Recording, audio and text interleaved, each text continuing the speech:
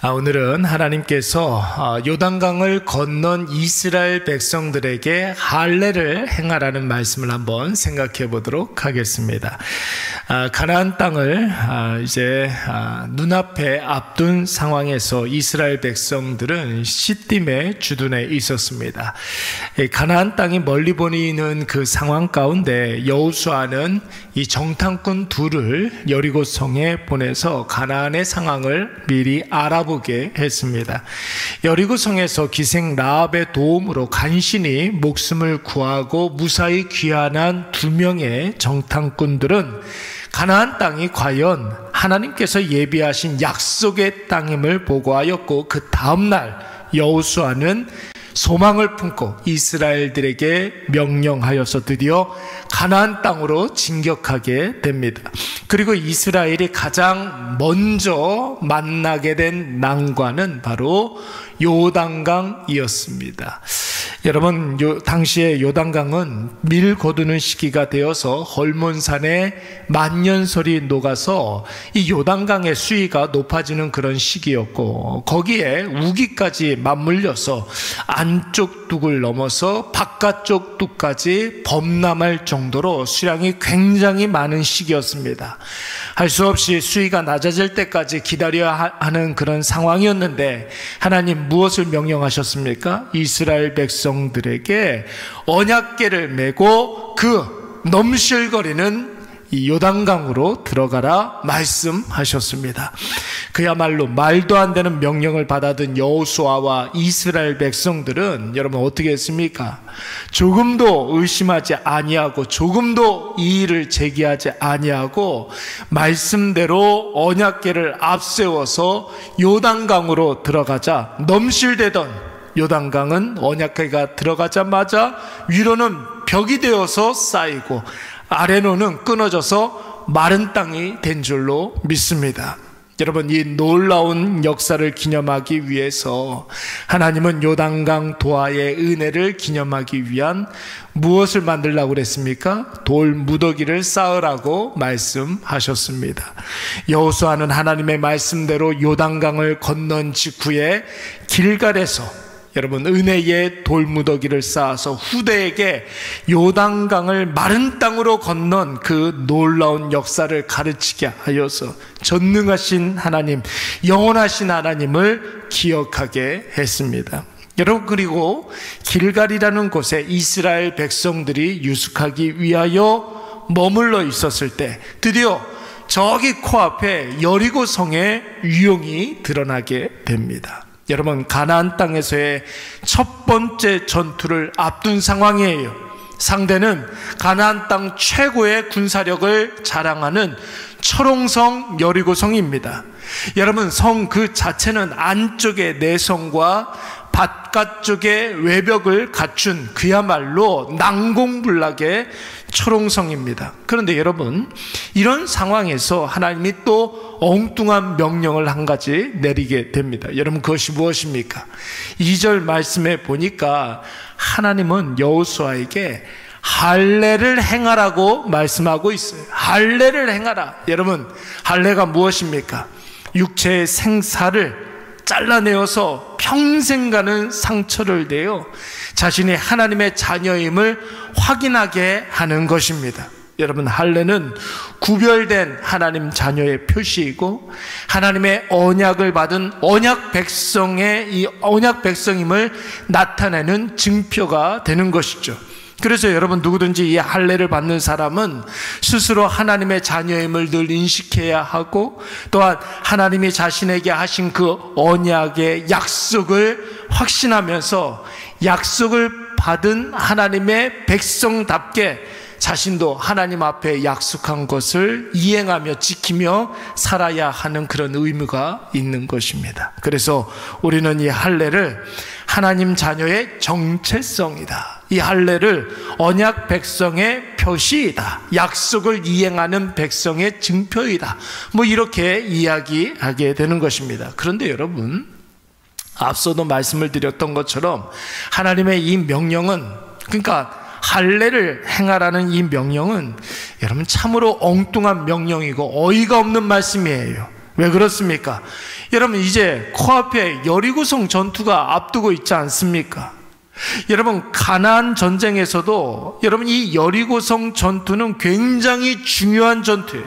또한 거점을 확보해야 하는 굉장히 중요하고 반드시 이겨야 하는 그런 전투인데, 할례를 행하라니요, 몸에 상처를 내라니요. 여러분 다들 아시겠지만 남자의 몸에, 군사들의 몸에 할례를 행하여서 상처를 내게 되면 여러분 꼼짝없이 한 일주일 정도는 상처가 회복될 때까지 기다려야 합니다. 뭐 요즘이야 일주일이지만 여러분 수천 년 전에 그때 당시에는 아마도 더 오래 회복되어야 할 것입니다. 그런데 여러분 지금 이스라엘 백성들은 적군에 들어와 있는 그런 상황 아닙니까? 적군 중에서도 가장 강력한 적이 코앞에 있는 상황에 누군가가 혹은 정탐하러 온 자가 이스라엘이 지금 할례를 행해서 군사들이 거동을 하지 못한다는 사실을 여리고성에 알리게 된다면 여러분 이 전쟁은 싸워보지도 못하고 전멸을 당하는 그런 일들이 벌어지는 것입니다. 여러분 어떻게 이런 명령에 순종할 수 있겠습니까? 목숨을 내놓고 여러분 순종을 할 수 있습니까? 할례가 목숨보다 더 중요하단 말입니까? 그러나 여러분 이런 생각은 요단강을 마른 땅으로 건너보지 못한 우리의 생각이죠. 이스라엘 백성들에게는 하나님이 할례를 행하라 하시면 할례를 행하면 되는 거예요. 할례가 아니라 할례 할아버지라 할지라도 하나님 명령하셨다면 그 일은 해야만 하는 말씀입니다. 왜 그렇습니까? 이스라엘 백성들은 광야 40년 동안 하나님의 은혜를 체험했던 사람들이기 때문에 그런 것이죠.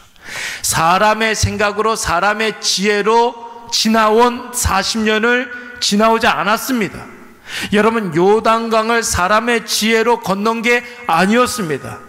여러분 하나님의 은혜로 여기까지 온 이스라엘 백성들이기 때문에 하나님께서 여리고성 앞에서 할례를 행하라 말씀하시면 고민 없이 할례를 행하는 거예요. 그리고 이스라엘 백성들은 이 할례의 의미가 무엇인지를 너무나 잘 알고 있지 않습니까? 여러분 할례는 그들의 조상 아브라함이 가장 먼저 시행했어요.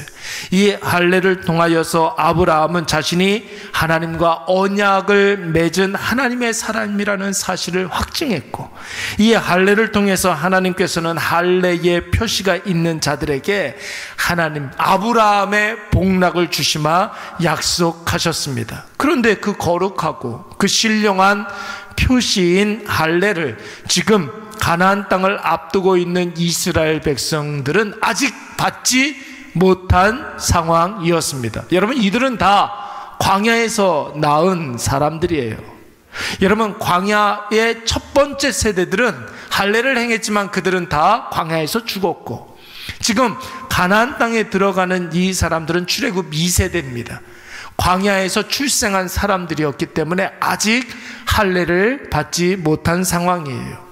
누차 말씀을 드리지만 여러분 가나안 땅은 칼과 창으로 전쟁에서 뺏는 땅이 아니라고 하지 않았습니까?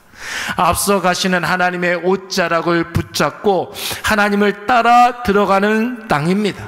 하나님께 철저히 순종했을 때 하나님이 약속하신 이 가나안 땅을 주시마 약속하셨습니다. 그렇다면 여리고성을 앞두고 이스라엘 백성들에게 지금 필요한 것은 칼과 창을 더 만들어서 갖추는 것이 아니겠죠. 전술을 연습하고 전략을 짜는 것이 아닐 것입니다.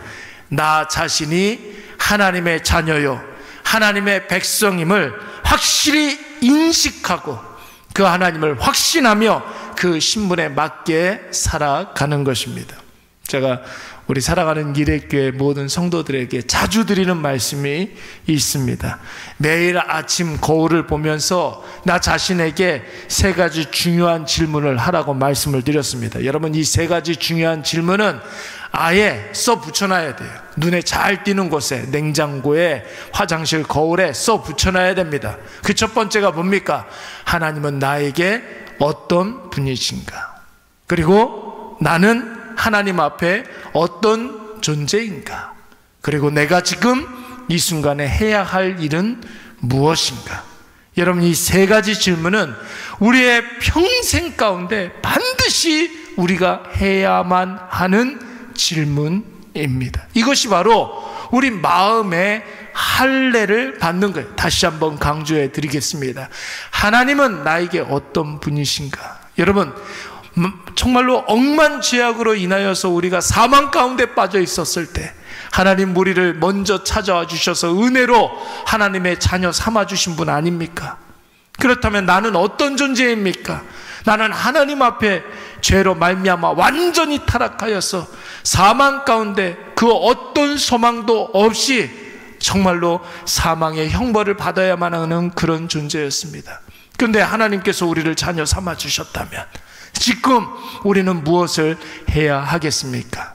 하나님께서 기뻐하시는 일, 하나님이 우리에게 약속하여 주신 그 언약의 말씀을 지켜야 할 줄로 믿습니다. 오늘 하루도 여러분 이것을 꼭 기억하셔서 우리 마음의 할례를 받으시기 바랍니다. 하나님 앞에 고개를 꼿꼿이 세우고 교만한 마음으로 살아가는 것이 아니라 내가 하나님 앞에 어떤 존재인지, 하나님은 나에게 어떤 분이신지, 그렇다면 나는 무엇을 해야 하는지 날마다 스스로에게 질문하고 답을 하는 저와 여러분이 되시기를 간절히 축원합니다. 우리 잠깐